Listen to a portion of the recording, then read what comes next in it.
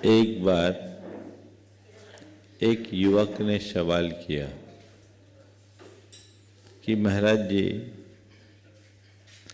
आप लोग धर्म की इतनी दुहाई देते हो, क्या धर्म करने से हमारी समस्याओं का समाधान मिल जाएगा? मैंने उलटकर पूछा कि धर्म के अलावा ऐसा क्या है जिससे समस्याओं का समाधान होगा? यदि देखा जाए तो धर्म में समस्या नहीं केवल समाधान है, और संसार में केवल समस्या है, कोई समाधान नहीं। संसार की समस्त समस्याओं का समाधान यदि व्यक्ति धर्म को धार ले तो बहुत आसानी से किया जा सकता है। आपको लग रहा होगा हमारी जितनी भौतिक समस्याएं हैं, व्यवहारिक जीवन में आने वाली कठिनाइयां हैं, उन सब का धर्म से क्या संबंध है? उनकी पूर्ति धर्म कैसे कर सकता है? आज मैं उसी संदर्भ में आपसे कुछ बातें करना चाह रहा हूं और धर्म की अवधारणा को और अधिक स्पष्ट करना चाह रहा हूं। हम लोगों के सामने जो समस्याएं हैं वो कीमात्मक है। आज आपसे अगर मैं कहूं कि तुम्हारी जो जो समस्याएं हैं वो मेरे सामने रखो, भगवान ने मुझसे कहा है कि आज कुनकुरी वालों की सब समस्याओं का समाधान कर देना। अगर मैं आपसे कहूं तो आप क्या क्या समस्याएं मेरे सामने रखोगे? थोड़ा मैं आपकी समस्याओं को जानना चाहता हूं। क्या क्या समस्याएं? क्या हो गया? हाँ, कोई बीमारी बताएंगे? हाँ,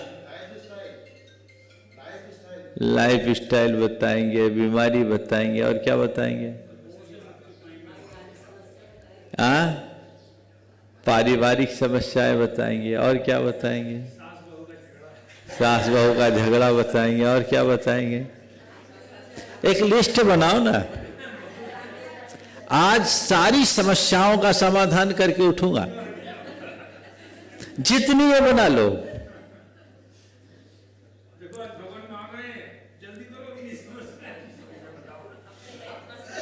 जितनी भी समस्याएं हैं, चलो मैं ही सबको समायोजित कर देता हूं और मेरे देखे संसार में 4 प्रकार की समस्याएं हैं। या तो बीमारी, या विपत्ति, या वियोग, अथवा कोई विसंगति।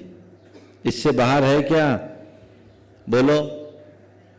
या तो आदमी बीमारी से विचलित है, या विपत्ति से परेशान है, या वियोग से व्याकुल है, अथवा किसी विसंगति से त्रस्त है। यही है ना? हाँ? इसके अलावा और कोई समस्या हो तो सोच लो। हाँ?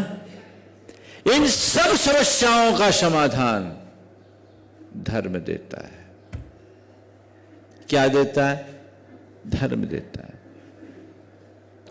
महाराज धर्म करेंगे तो बीमारी नहीं होगी।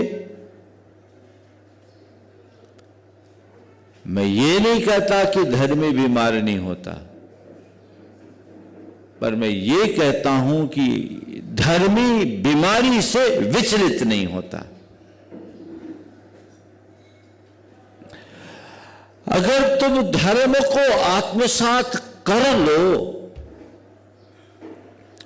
तो कितनी भी बड़ी और भयानक से भयानक बीमारी होगी,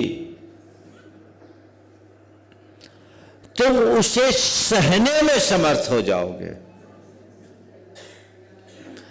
क्योंकि धर्म का पहला पाठ है मुझे बीमारी हो ही नहीं सकती। बीमारी किसको होती है? बीमार कौन होता है? कौन होता है? थोड़ा जोर से तो बोलो, इतने सारे लोग बैठे, इसका आभास भी तो हो कि 35 घर की समाज पूरी आ गई। बीमार कौन होता है? और शरीर क्या है? जड़। शरीर क्या है? पर। मैं देह नहीं चेतन हूं, यह विश्वास जिसको होता है वो बीमारी से विचलित नहीं होता। ये बताओ, तुम्हारा पड़ोसी बीमार हो, तुम्हें पीड़ा होती है क्या? बीमार, उसको थोड़ा बहुत लगाव हो तो उसके प्रति संवेदना होगी, पर पीड़ा तो उसी को है। इसी तरह ये शरीर है। शरीर मेरा स्वरूप नहीं है, ये ऊपर का चोला है। बीमारी तन को है, मुझे नहीं, क्योंकि मैं देह नहीं चेतन हूं। तो फिर क्या करूं? शरीर में बीमारी आई है, उसका प्रतिकार जितना संभव है वो करूं, लेकिन ये मानसिकता अपनी स्पष्ट कर लूं कि शरीरम व्याधि मंदिरम, शरीर तो बीमारी का घर है। मेरे हाथ में चिकित्सा है, आरोग्य नहीं।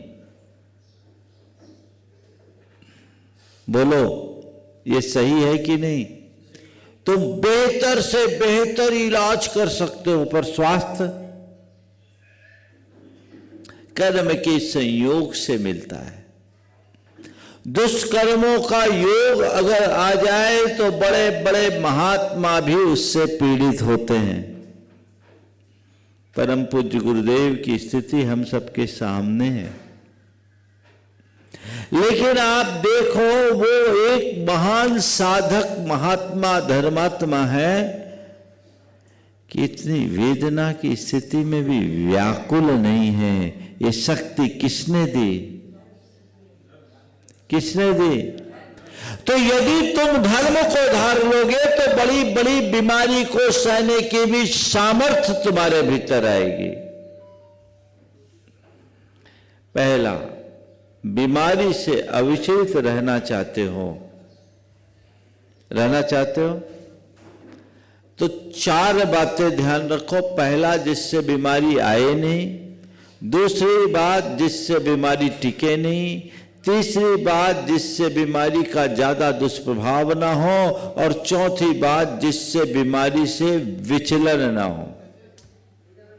क्या बोला? बीमारी आए नहीं, टिके नहीं, नुकसान ना हो और विचलित ना हो, यही तो चाहिए ना। तो बीमारी ना आए उसके लिए क्या करो? आहार विहार में संयम रखो। क्या रखो? आहार विहार में संयम, खान पान में संयम, सादगी और संतुलित जीवन शैली को अपना। महाराज, आप लोग तो बहुत संयम से रहते, फिर आप लोग बीमारी क्यों आती? हम लोगों को बीमारी आजकल के समय में जो अन्न और सब्जियां और फलों में अंधाधुंध पेस्टिसाइड, इंसेक्टिसाइड और रासायनिक खादों का प्रयोग हो रहा है ना, उसके कारण है। जहर जा रहा है शरीर में। तो इतनी सात्विकता से रहने वाले के ऊपर भी जब इस तरह का प्रभाव है तो आप लोगों की क्या गिनती? कोशिश कीजिए अपने खान पान की शुद्धि का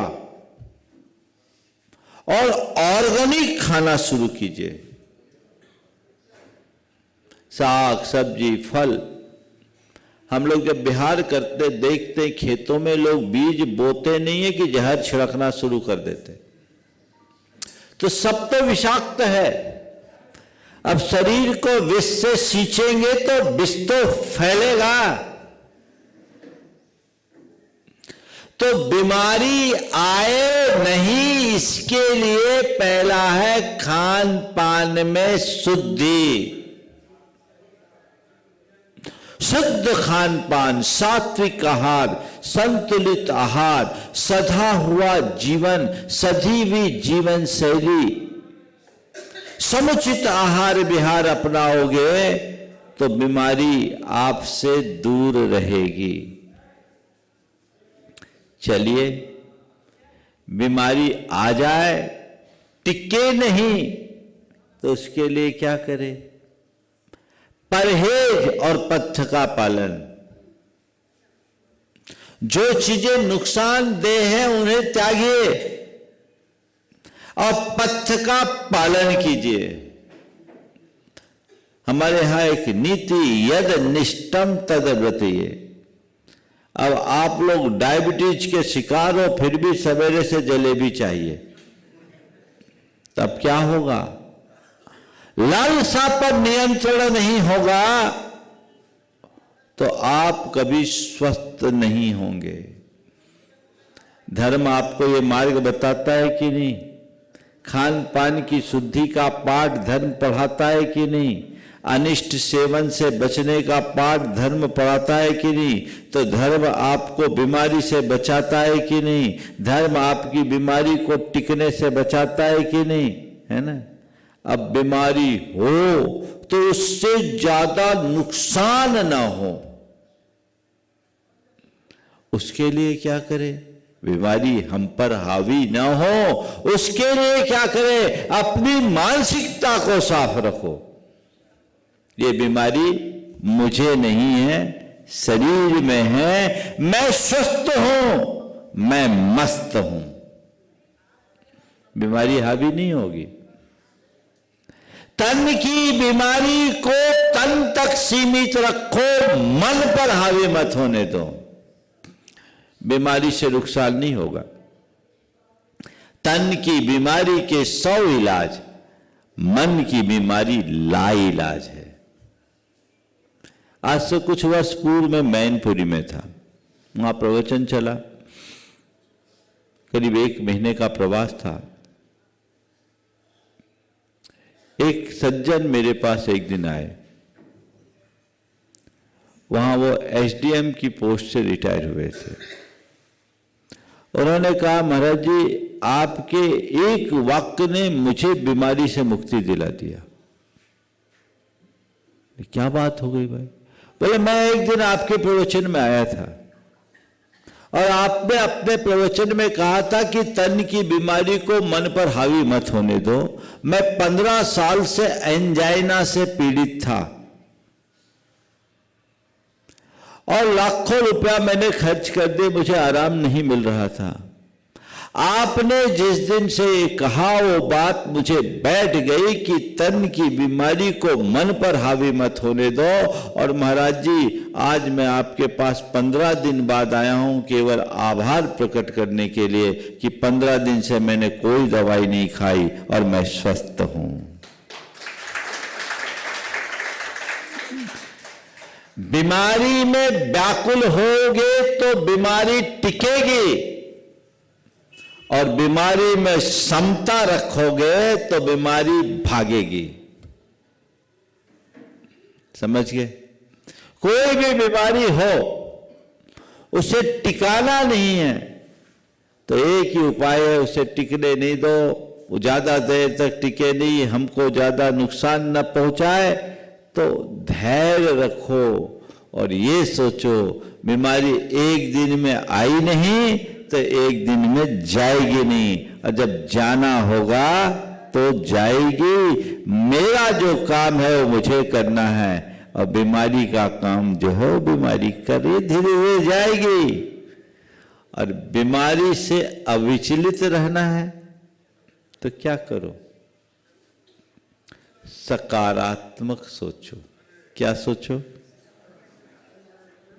अपने आप को बीमार मानो ही नहीं, लोग थोड़ी सी पीड़ा से विचलित हो जाते हैं।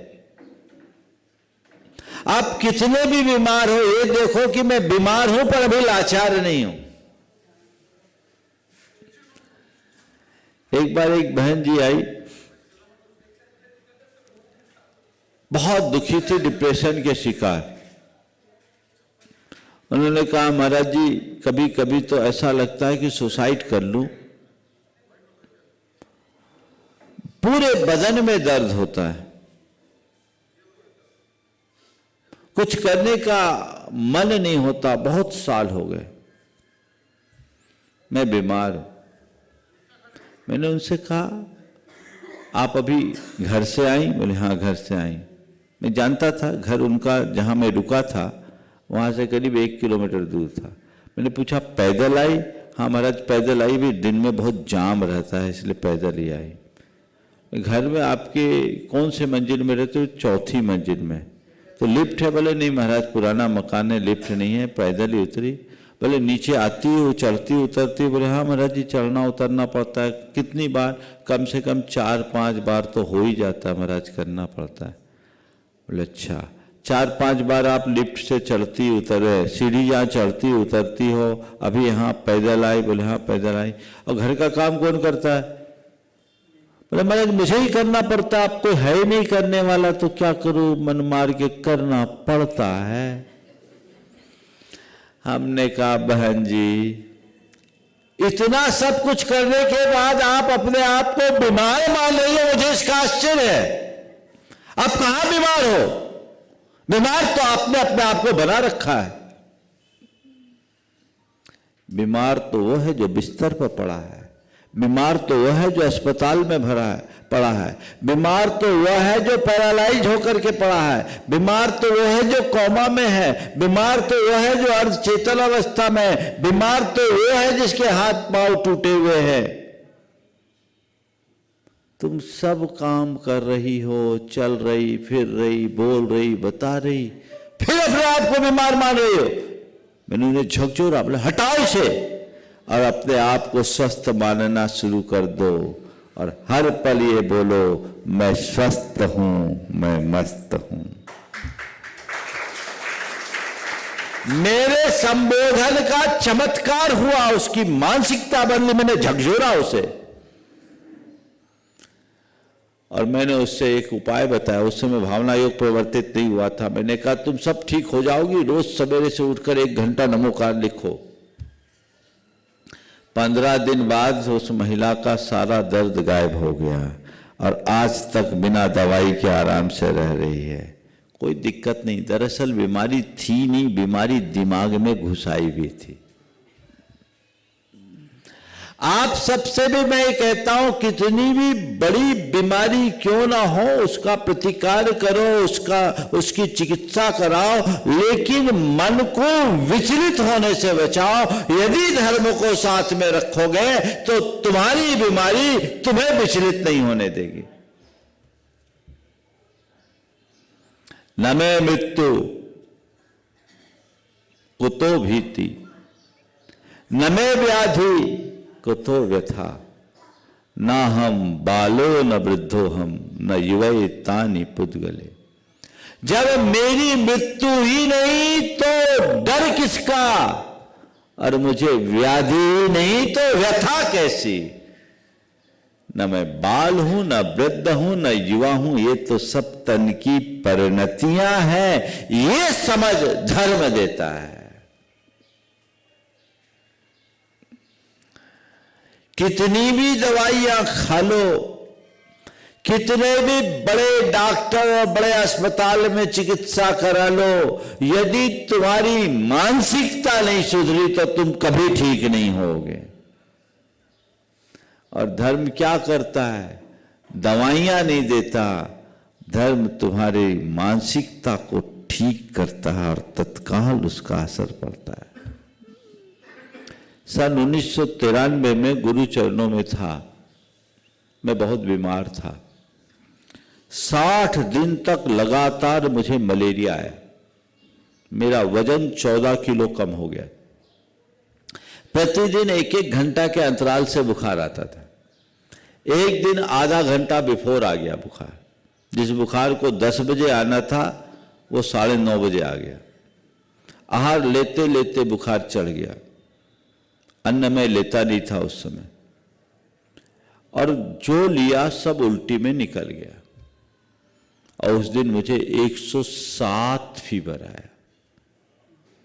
पूरा शरीर तप्त, शरीर बेसुध, मैं लेटा था। गुरुदेव को मालूम पड़ा। गुरुदेव मेरे कक्ष में आए।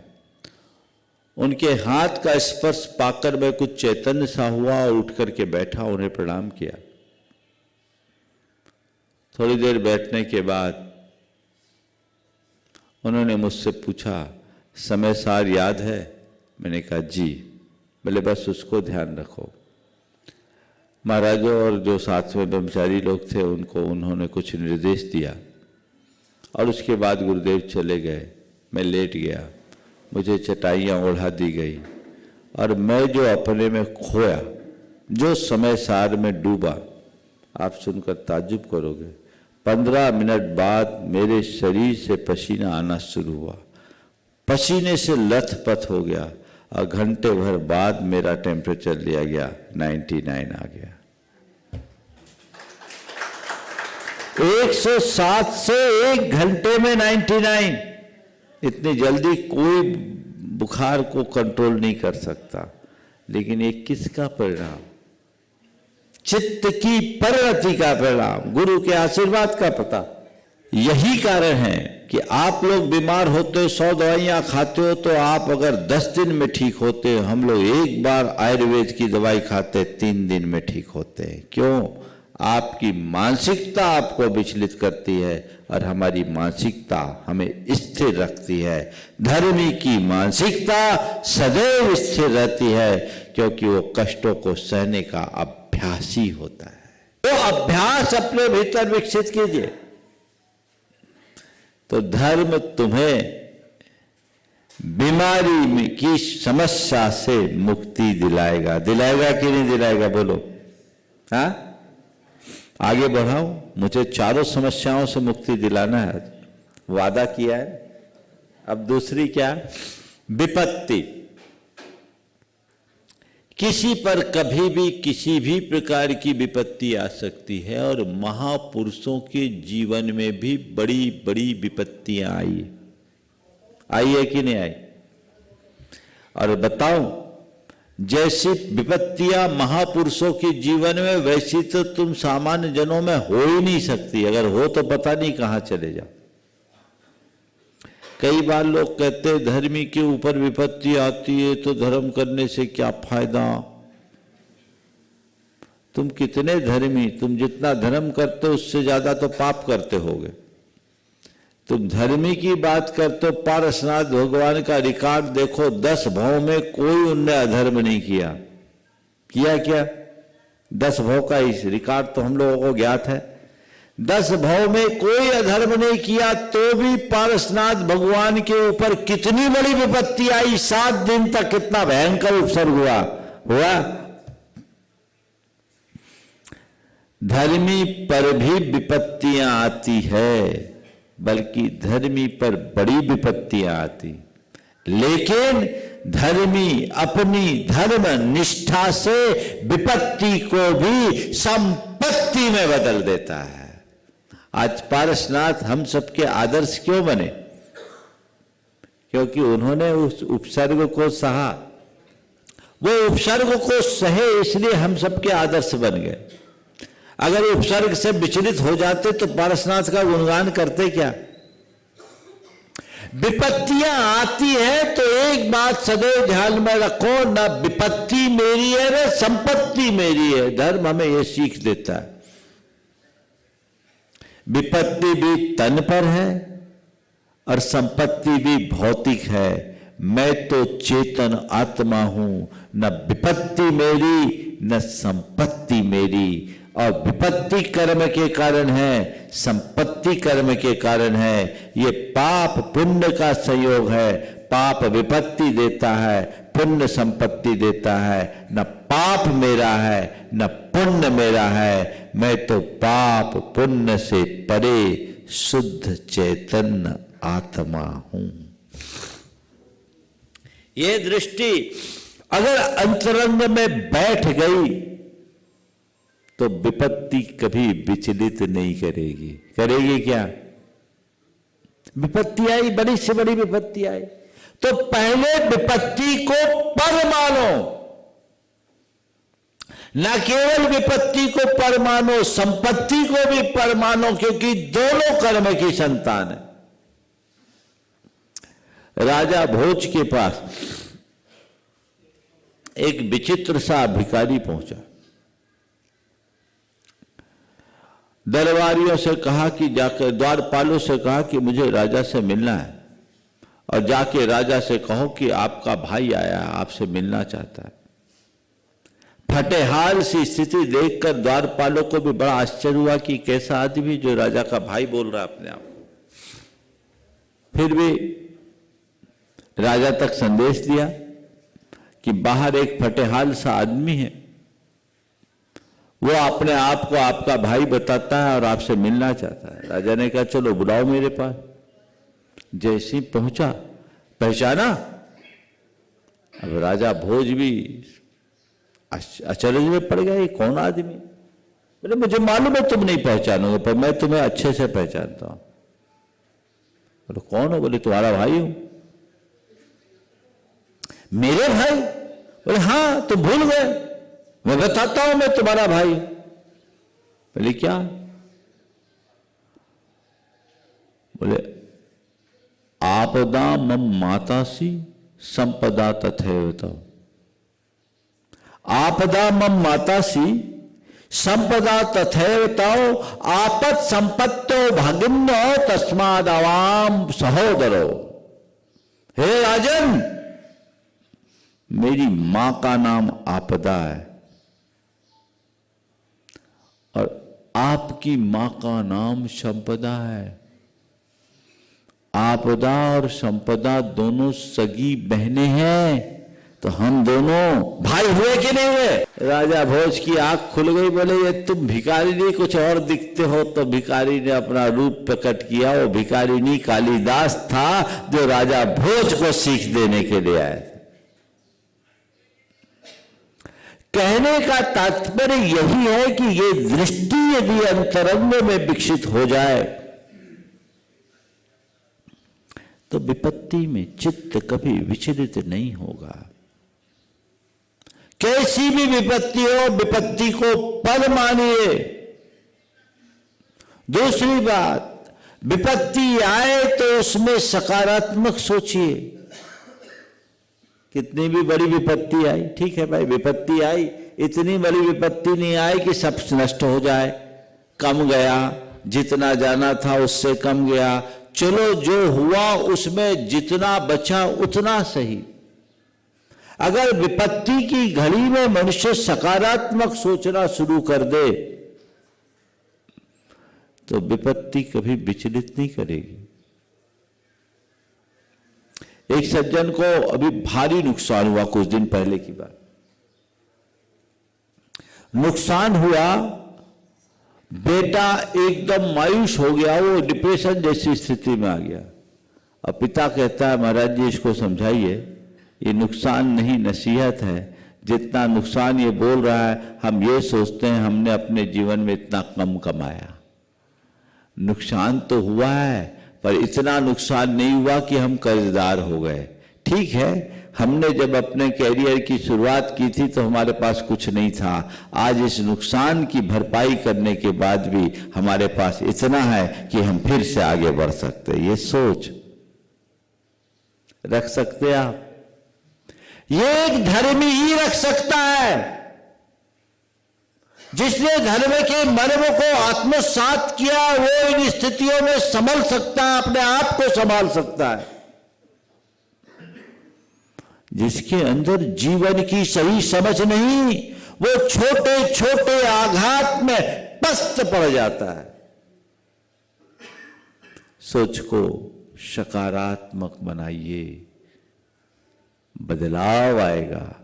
विपत्तियों के प्रति अपना दृष्टिकोण बदल दीजिए। ठीक है, आई है, कोई बात नहीं। फिर जब भी विपत्ति आए धैर्य रखिए।